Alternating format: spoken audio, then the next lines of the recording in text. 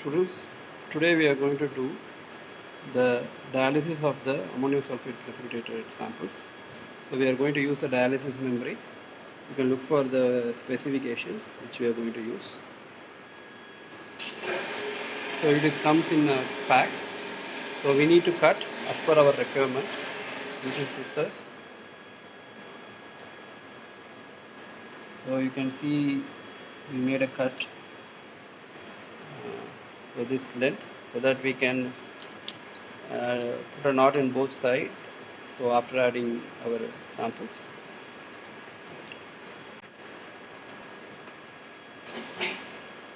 So like that we have made as much as number you want to make a cut of the dialysis membrane. The next step is we are going to open the pores which is closed during the manufacturing. So for that we are going to immerse this in a sodium bicarbonate and solution, and we are going to boil that. That is the next step. After you made a cut, now we are going to process your dialysis membrane to remove the clots in the pores of the dialysis membrane. For that we are going to process that in a solution which is sodium bicarbonate and EDTA. So you have to immerse it for some time. So after some time, then you need to boil this entire thing in a water bath. So now the solution along with the dialysis membrane, now we have put it inside the water bath. So we set the temperature at 100 degree. So we will wait it. We have to wait for another 10 to 15 minutes so that the pores will be opened. Then it is ready for the dialysis. We have to wait. After boiling, so now we're going to repeat the step so that we have to take the dialysis membrane with the help of forceps. Then you have to put it in a fresh sodium bicarbonate EDTA solution, and you need to repeat that step once again, right, so that it will efficiently open the pores. Once again we have to keep it in water bath to boil, so just as a repetition of the same step. Right. So now after boiling, now we are going to open those dialysis membrane, and then we are going to put the knot.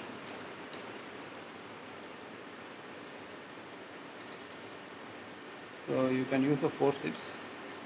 So initially you make a small gap, then you can insert the forceps. Make sure that the forceps tips are not sharp, otherwise it will completely tear your dialysis membrane. Now you can see that he completely opened the bag, right, without any damage to the dialysis membrane. So now we are going to put a knot and check for the leakage.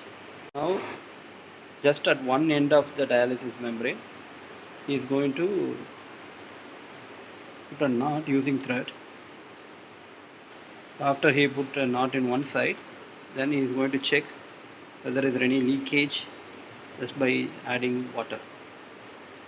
Just is a knot. Right? You make sure that you are using 2 knots so that no leakage of our sample.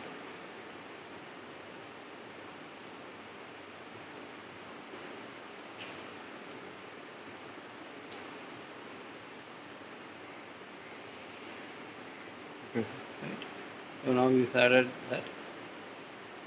Now one side the knot is done. So now we're going to check with water. So now he is going to check for the leakage with the help of water. Just is adding water so that we make sure that our knot is perfect. So apart from knot, you can use a clips instead of knot. So you can check he is added water in that, and you can see there is no leakage in the bottom. So you can wait for a few minutes in order to check for the leakage. Once you are ensure there is no leakage, Then you can add your protein sample. Then you can put a knot in the other side also, right? Now it's no leak. Now it's okay for the adding the protein samples. Now you have to discard this water, then you have to add the protein samples. That is the next step. So now we are going to add the protein samples, the ammonium sulfate precipitated sample. So just adding that into the dialysis membrane.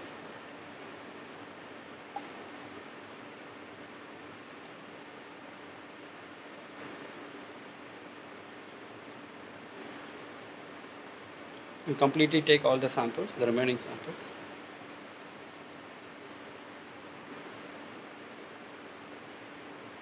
So while you cut, while you make the cut for the dialysis membrane, you have to, the length has to be decided based on your volume. Right now we have some 4 ml, so that's why we have made that cut length. So now you added all the samples. Now he is going to put the knot to the other end.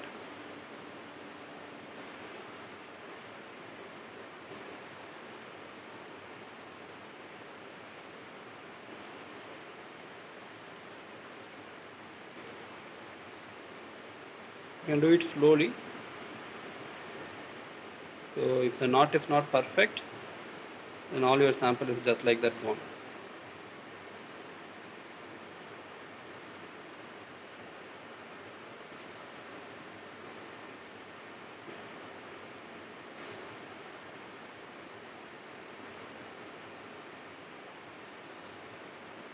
So now we have added one protein samples with one of the dialysis membrane.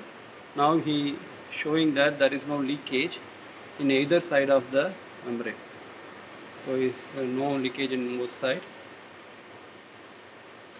Right, you can see that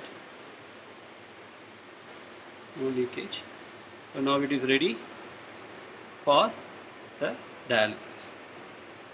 So like that we have added for the other samples. We have taken 3 samples in this batch. So we have made a knot for all those 3 samples. And after you make the knot, now you need to do the dialysis. For that we have taken a saline of pH 7 in a beaker. So you need to put your dialysis membrane along the samples like this, right? You make sure that it is not touch the bottom, because we have a magnetic bead at the bottom. So we are going to switch on the magnetic bead, stirring, and the RPM you have to make sure that is only mix the samples. So your dialysis membrane should not intertwine each other. So like that you have to maintain the RPM.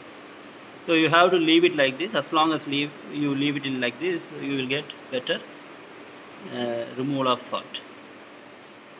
So the next step is after some 2 hours we need to remove this, and we need to check for the coding. So after dialysis, now we are going to take the reading. So he is taking blank. Second reading for protein estimation is the same, absorption at 280 nanometer.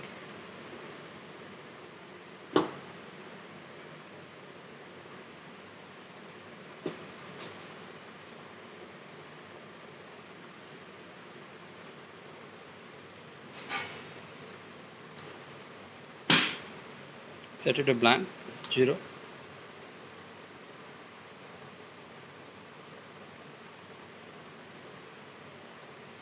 So blank now set for 0. So now he's going to take the sample number 1. That is 20% ammonium sulfate precipitated sample. That is after dialysis.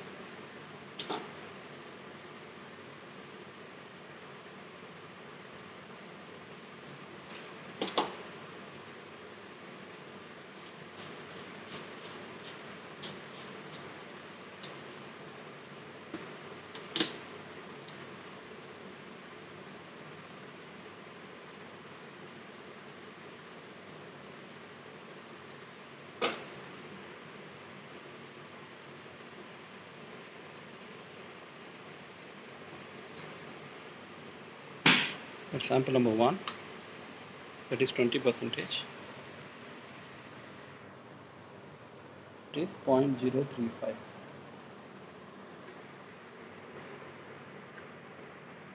Now he is going to do for the 40 percentage. So during dialysis you may lose some of the protein.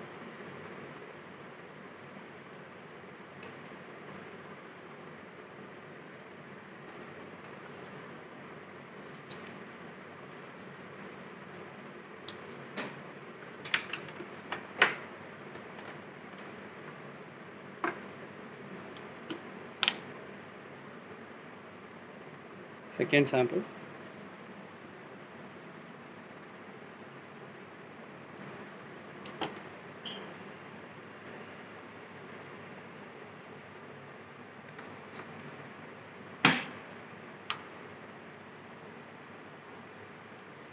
So this is the second sample, that is 40 percentage. Now we are going to do the 60 and 80 percentage like this.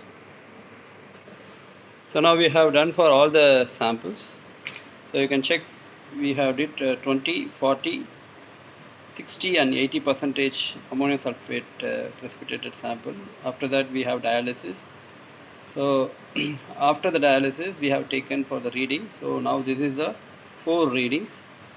So sample 1 is 20 percentage, sample 2 40 percentage, sample 3 is 60 and sample 4 is 80 percentage. So now you need to calculate the protein recovery after dialysis. So that's all for this experiment. Thank you.